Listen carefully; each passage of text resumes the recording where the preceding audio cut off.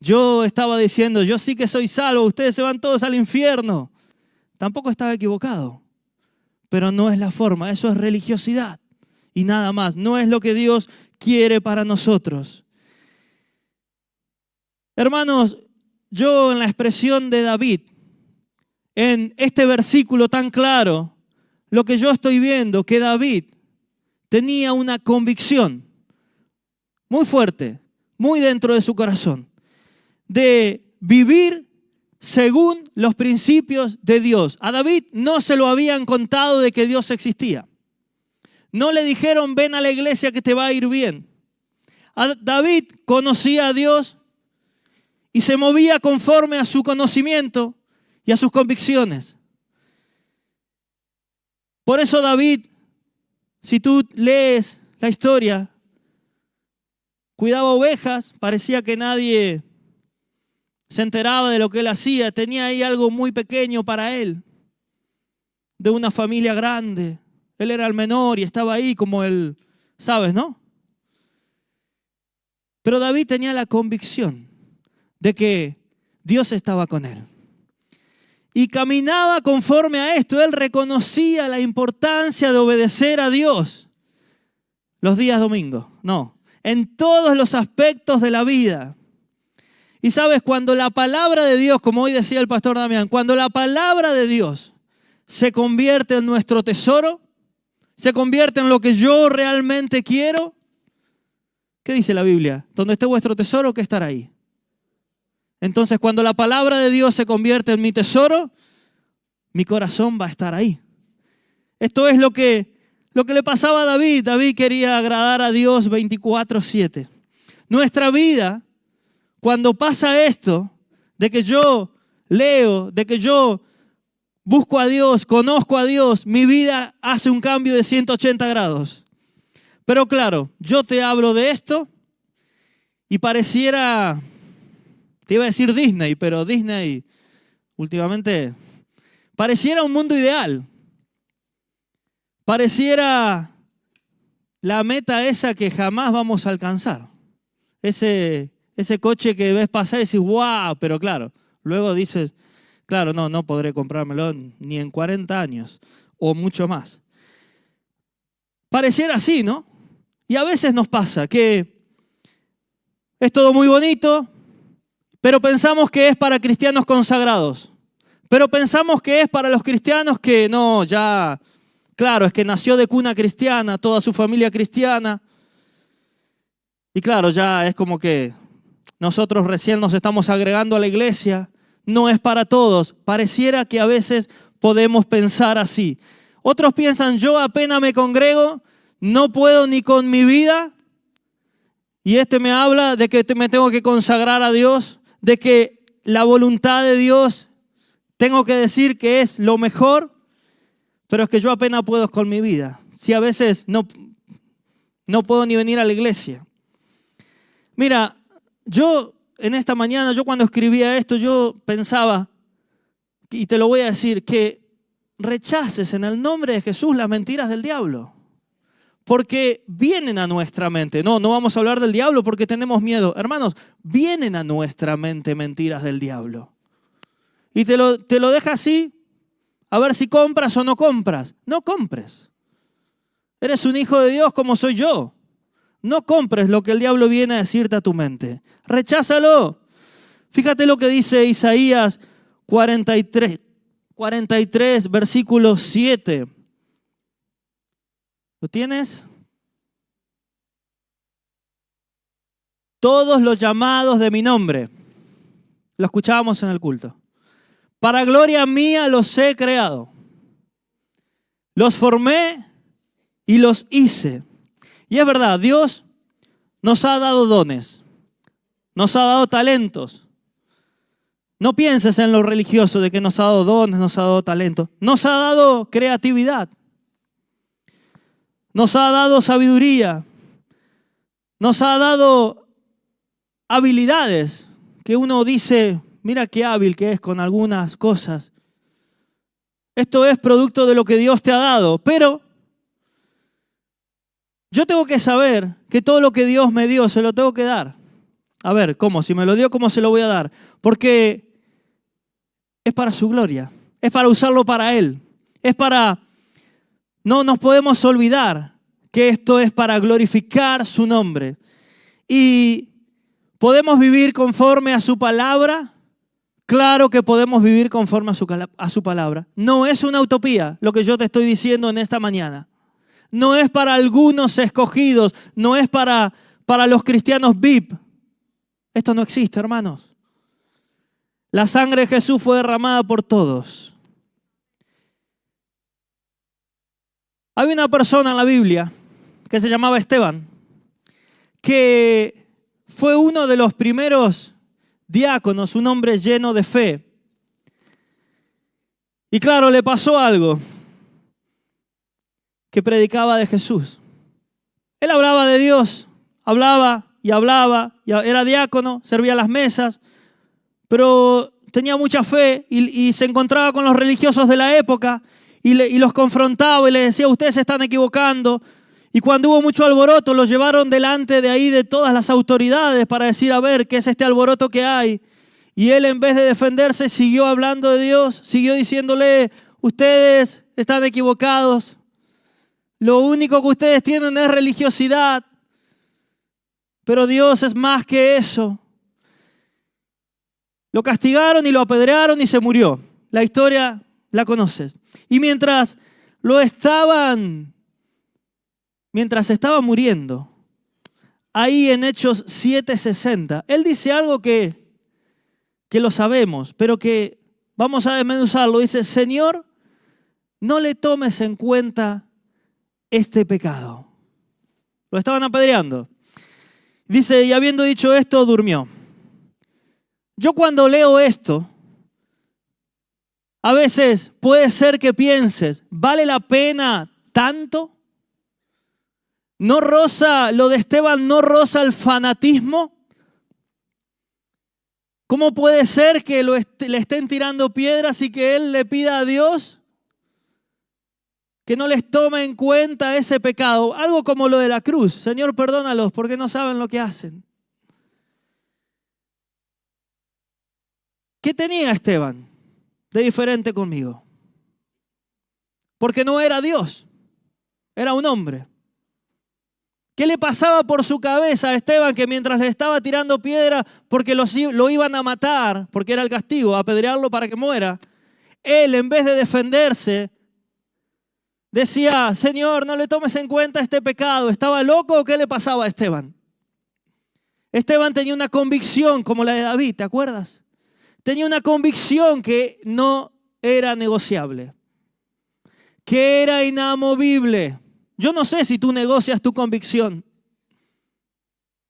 Esteban no la negoció. Que era inamovible. Y las decisiones que tomó Esteban en su vida fueron producto de la convicción que él tenía en su corazón. Uy, me equivoqué con esta decisión que he tomado. ¿Has consultado a Dios? ¿Has decidido muy rápido quizás? Porque si yo pertenezco a Dios, no puedo ir por la vida haciendo lo que a mí se me da la gana. ¿Que nos podemos equivocar? Sí, pero levantémonos rápido de ahí y sigamos sabiendo quiénes somos en Dios. Y sabes que la decisión de Esteban le trajo consecuencias fuertes, la muerte. Esteban decidió seguir predicando. Porque cuando lo llamaron ahí, que esté delante de todos, él pudiese haber dicho, vale, no lo hago más. Y hoy no hubiésemos visto esto. Vale, perdón, no lo hago más. Si no, no podían callar la boca de Esteban, porque la convicción que tenía en el corazón era más fuerte. Le trajo consecuencias y él lo sabía. Y aquí te voy a hacer un paréntesis en la predicación. El ser humano ya nace, pareciera, midiendo la consecuencia. Y no está mal. No está mal. ¿Me conviene o no me conviene? No está mal. En términos generales, no está mal. Yo recuerdo en Argentina te lo voy a contar rápido, iban a a montar una gasolinera en un sitio, en una carretera, yo siempre pasaba por ahí y si tú pasas por una carretera todos los días a la misma hora, ves a la misma gente, generalmente. Pues en esta carretera, pasando yo todos los días a la misma hora, empezó a haber gente que yo no conocía. Y así toda una semana, hasta que, claro, uno va preguntando, ¿y estas personas quiénes son? Unos señores, todos bien vestidos. Yo decía, vienen a comprar la ciudad. Y ellos tenían la intención de montar una gasolinera, pero estaban ahí estudiando el mercado. Hoy sería de otra manera, ¿no? Pero en ese momento estaban ahí viendo cuánta afluencia de personas o de coches había en las horas picos de cada día. Y está bien, porque uno no abre un negocio para que dé pérdidas. Está bien, hay que estudiar el mercado. Esa es la consecuencia que te digo de que el ser humano mide la consecuencia. Está bien, en términos generales no está mal. Pero qué contraste con Esteban, ¿no? Claro, lo de Esteban no era un negocio. El negocio hay que mirar. Cuando lo abro a ver cómo va. Pero en lo de Esteban no era un negocio, era su vida. Él sabía que predicar de Jesús iba a traer consecuencias drásticas, severas.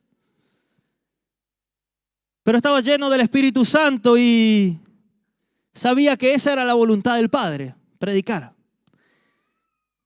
Y te he nombrado Esteban, pero en la Biblia y muchos hermanos nuestros también han dado su vida por predicar de Jesús. Mira lo que dice Romanos 12, versículo 1. No os conforméis a este siglo, sino transformaos por medio de la renovación de vuestro entendimiento, para que comprobéis cuál sea la buena voluntad de Dios, agradable y perfecta. Pablo aquí les está diciendo, no se conformen con las cosas de la tierra. Las cosas de la tierra son, las normas de la tierra son engañosas, son deficientes, se corroen.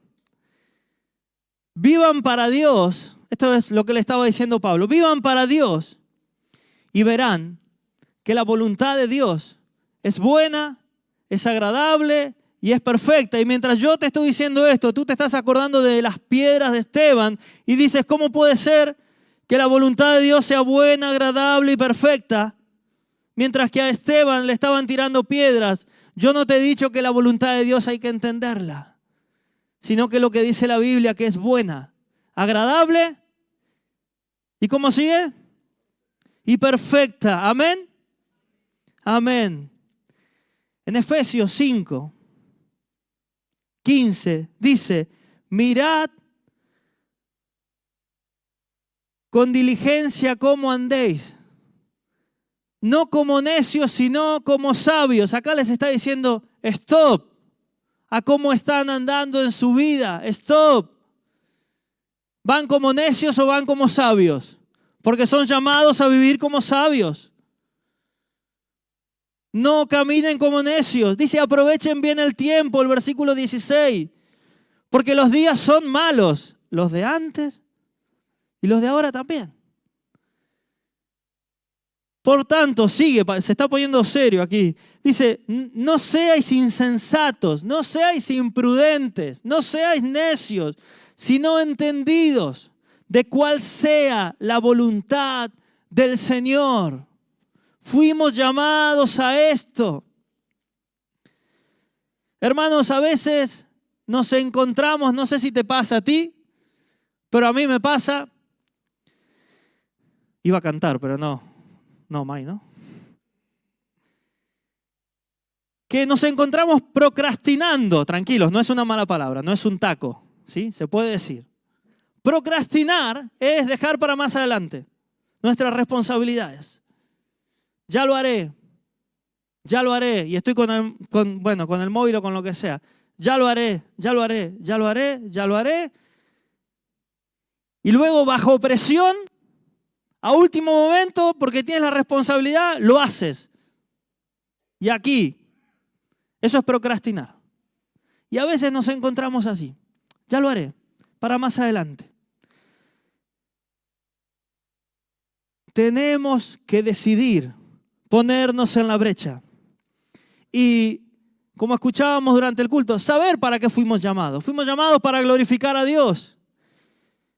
Pues si lo sabemos, tenemos que ponernos a por todas. ¿Sabes qué pasa? Que si no, es venir a cumplir a la iglesia. Vengo, me congrego, doy mi presente, acallo mi conciencia y ya está. Y no pasa nada, pero el tema es que hay más. Si yo te digo la palabra sacerdotes, si yo te digo la palabra levitas, te lo vuelvo a repetir, sacerdote, levita, automáticamente a tu mente viene iglesia, culto, pueblo de Dios. ¿Sabes que hace muchos años en Jerusalén había sacerdotes, había levitas, había líderes religiosos y estaba el pueblo de Dios también? Así que era perfecto, sacerdotes, levitas, líderes religiosos, el pueblo de Dios. Faltaba que se arme el culto, ¿no? Y se pongan a adorar al gran Dios y a danzar. Ya estaba todo preparado.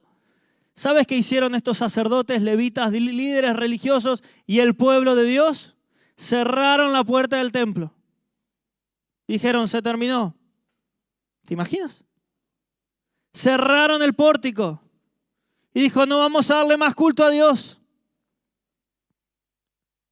Pero Dios los ha llamado a ellos para darle gloria. Y estos deciden cerrar la puerta. ¿Te imaginas un domingo venir a la iglesia y decir, no, mira, no hay más culto en esta iglesia? Nos dedicamos a otra cosa ahora. Ay, no va a pasar, tranquilos. Puedes venir cada domingo.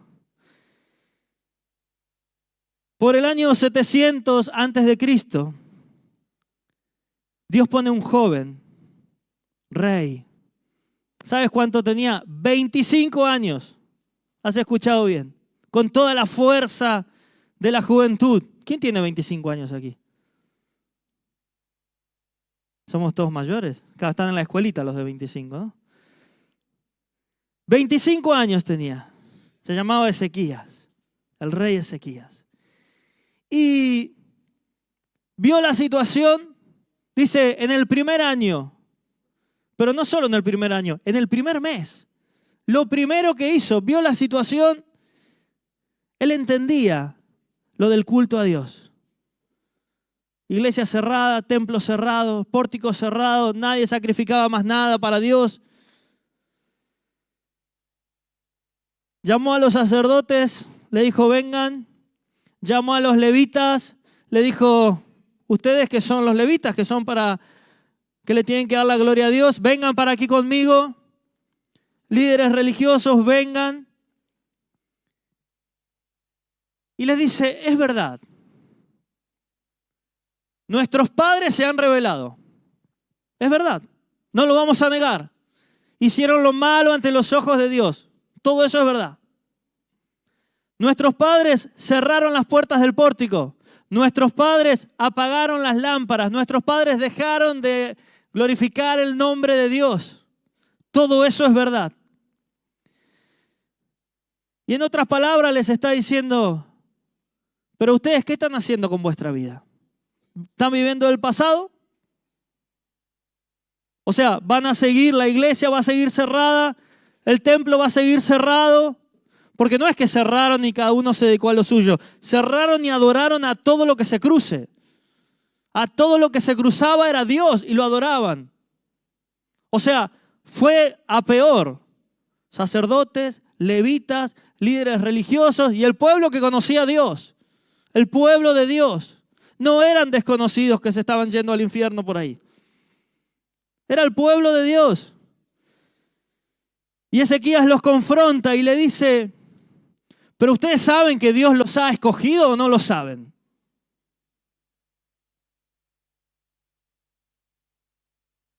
¿Ustedes saben que tienen que estar delante de Dios o no lo saben?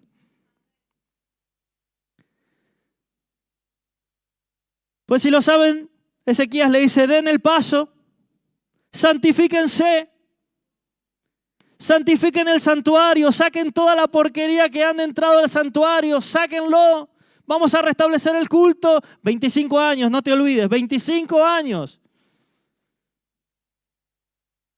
Quiero decirte que el pueblo de Dios estaba desviado, pero Dios tenía ahí un Ezequías que los confrontó, restablecieron el culto. David tenía el David que te conté, que decía, tu ley está en mi corazón. David tenía días malos. Tuvo días malos en su vida, tuvo días malos, no era Dios. Era un ser humano, tenía sentimientos, tenía aflicciones. No era que la vida le sonreía, por eso hacía la voluntad de Dios. No. Mira, ¿te acuerdas el episodio con Goliat?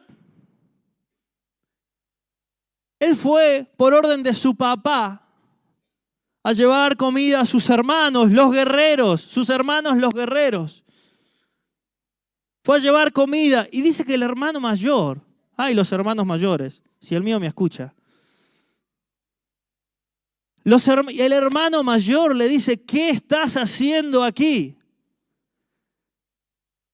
¿Quién está al cuidado de las pocas ovejas que tienes? Ya sé, en español sería, eres un cotilla. Has venido a ver aquí lo que está pasando. Lo estaba despreciando. O sea, y te puedo contar muchas cosas más de David, sintiendo desprecio por sus hermanos. David decía, pero si ni apenas he abierto mi boca, te traigo la comida que mandó papá. ¿Tú te acuerdas quién venció a Goliat? ¿Quién fue? ¿El hermano? ¿O fue David? Fue David. ¿Te imaginas? Imagínate, la Biblia no dice nada, pero imagínate por un momento la cara del hermano mayor.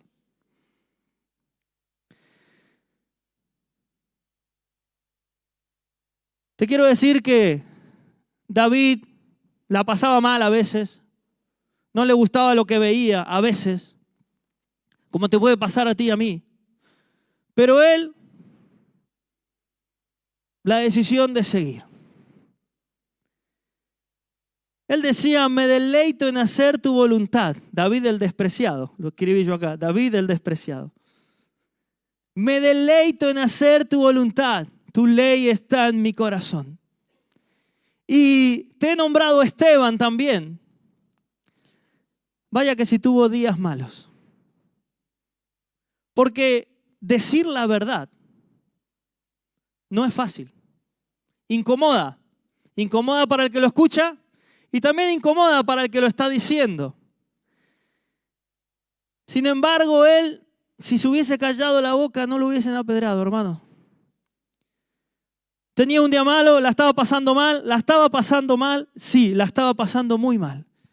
Y decidió seguir, priorizar la voluntad del Padre sobre él, sobre lo que él quizás hubiese pensado.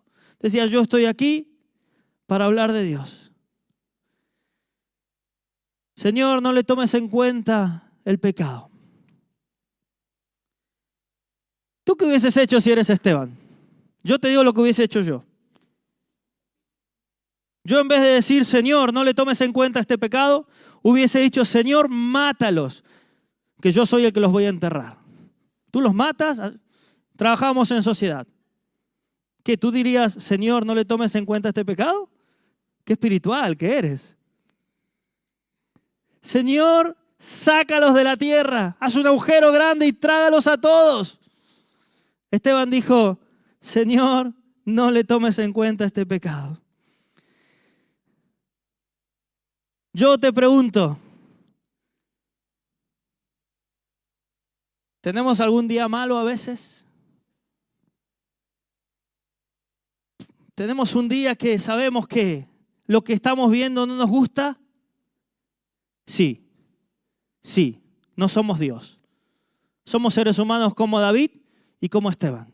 sí que tenemos días temporadas, que decimos, no me gusta esto que está pasando no está bueno.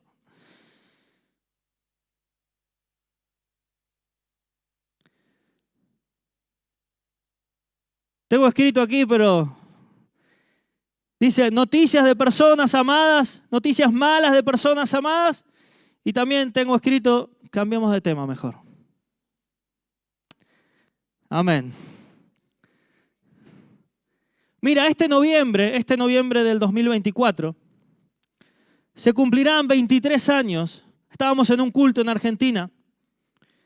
Estaba el pastor Santiago y yo estaba trabajando con los preadolescentes. Y se me acerca el pastor Santiago y me dice, ¿has visto a Johnny?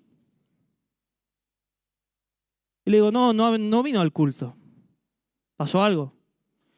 Y me dice, es que el papá está, claro, imagínate en esa época móviles ni nada de esas cosas, ¿no? Es que el papá está preguntando por qué no fue a la casa y tampoco está en la iglesia. ¿Qué pasó?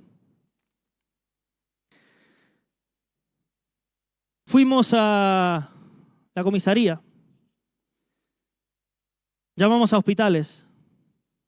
Uno siempre vieron que piensa lo peor, ¿no?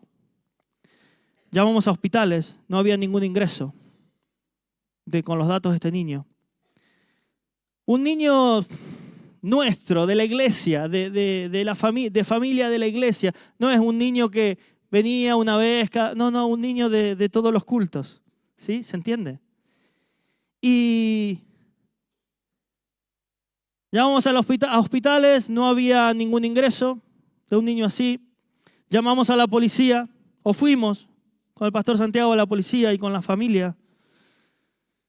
Y la policía nos dijo algo que yo no me lo voy a olvidar más. Dice, ¿tienen una foto de él? Claro, no es que podíamos sacar el móvil y mostrar una foto. La familia fue hasta la casa, buscó una foto. Y dice, es que hace unas horas hubo un accidente de tren. Pero claro, no quiero decir nada, dijo el policía, porque no sé. Vale. Trae la foto, pasó un tiempo, fueron hasta la casa, volvieron a traer la foto. Tengo grabada en la retina la foto. Y el policía dijo, puede ser. Cuando dijo puede ser, claro, imagínate. La familia se queda con algunas personas de la iglesia en la comisaría y con el pastor Santiago y otro pastor vamos hasta la morgue. El pastor Santiago, ¿por qué te cuento esto? Porque a veces los extremos nos hacen reaccionar y dices, ¿realmente vale la pena tanto?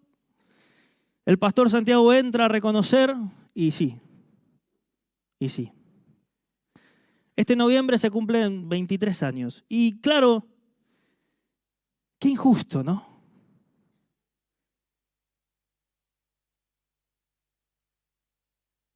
No era un desconocido.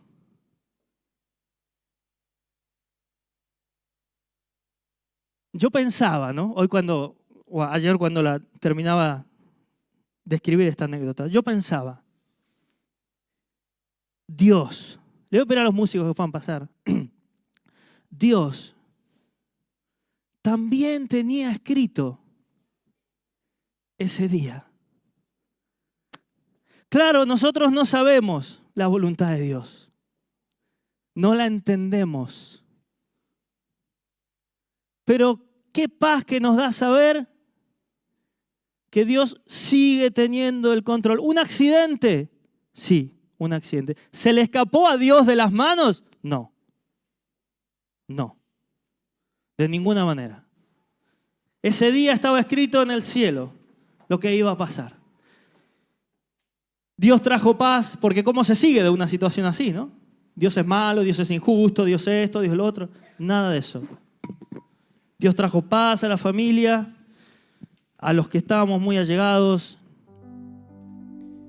Y yo te pregunto, después de haberte contado un poco todo esto, ¿podemos decir que la voluntad de Dios es buena? ¿Podemos decir que es agradable? ¿Te animas, te atreves a decir que es perfecta? Porque cuando todo va bien, yo soy el primero en decir, qué buena que es la voluntad de Dios. Cómo me prospera, cómo me bendice. Yo sabía que esto iba a ser así porque yo soy fiel a Dios, entonces Dios me prospera. Pero cuando nada de esto sucede, ¿te animas a decir que la voluntad de Dios es buena, agradable y perfecta? Te lo dije antes, Dios no nos llamó a entender su voluntad. Mira, esta semana me han dicho, ¿nosotros vamos a cuestionar la voluntad de Dios? ¿Realmente tú piensas que vamos a poder cambiar el día que está escrito que nuestra vida se va con Él? ¿Tú crees que vamos a poder cambiar eso?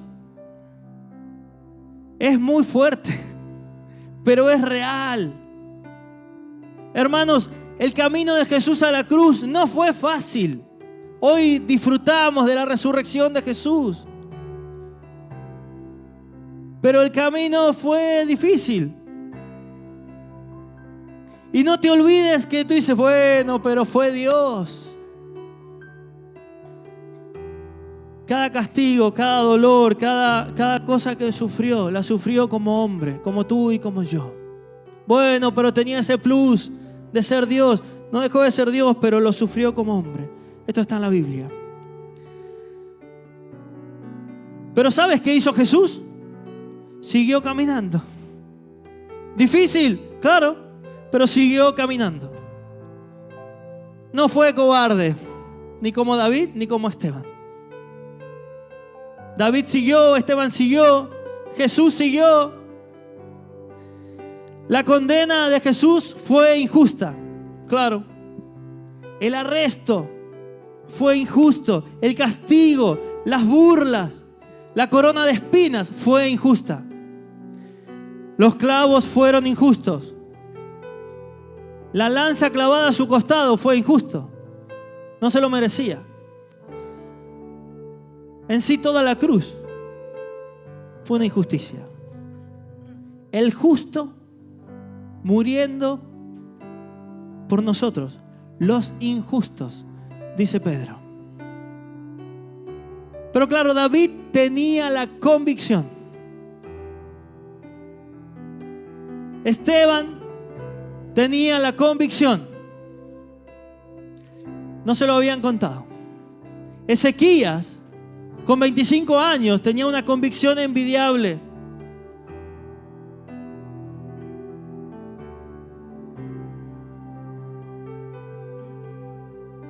Si quieres, dijo Jesús, pasa de mí esta copa. ¿Te acuerdas de este versículo? Si quieres, está hablando con Dios, está hablando con su Padre, con el nuestro. Le dice a Dios, si quieres, si te parece bien, no me hagas pasar por esto. Pero el versículo sigue y dice, pero que no se haga mi voluntad, sino la tuya. ¿Sabes por qué Jesús dijo que se haga tu voluntad sobre todas las cosas y no la mía? Porque Jesús también sabía que la voluntad de Dios era buena, era agradable, era perfecta y que, déjame agregarle algo, era inentendible. ¿Cómo puede ser que el justo muera por los injustos? Jesús tenía la convicción. Claro que sí. Yo tengo que tener la convicción que por más difícil que te pueda parecer el tiempo que estás viviendo, no, a mí todo me va bien. Bueno, guárdate esto para cuando vengan curvas.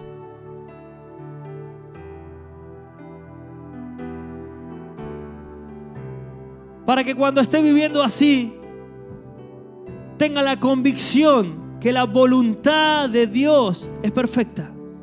Y esto va a hacer que si yo tengo la convicción, mi decisión va a ser seguir. Será inamovible. Será innegociable. ¿Ves que a mí todo me va mal? ¿Qué hacemos? ¿Nos largamos a llorar juntos? ¿O qué? Hermanos, levantémonos de ese lugar a donde estamos y démosle gloria a Dios. Porque a veces las cosas también van mal y no pasa nada. Tranquilo, Dios sigue teniendo el control. Dios está interesado en bendecirte. No perdamos tiempo en el pasado.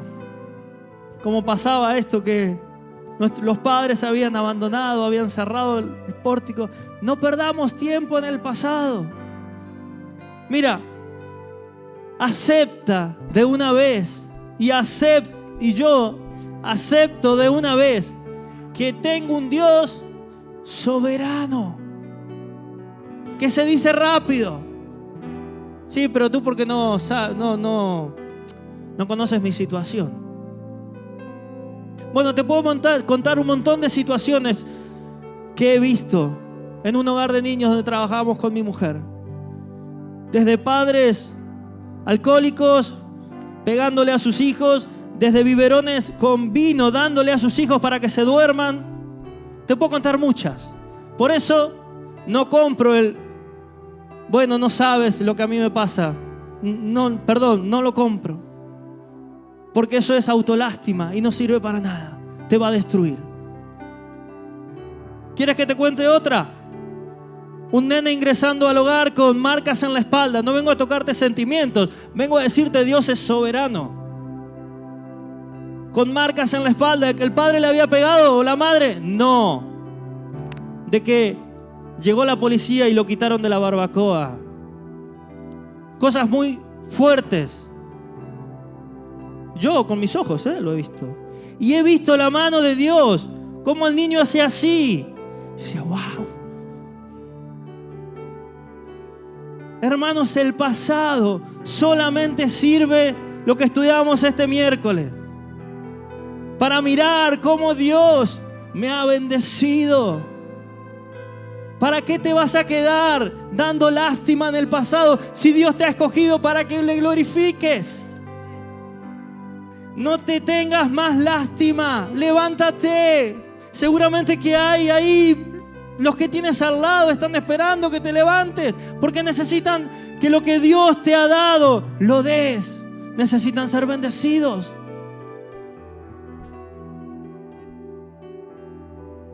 Acuérdate de la mano de Dios sobre tu vida. Acuérdate y glorifica el nombre de Dios. Amén.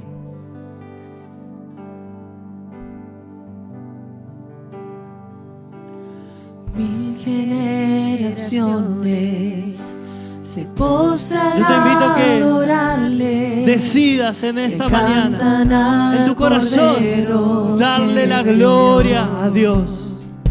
Darle la gloria a los Dios. que nos precedieron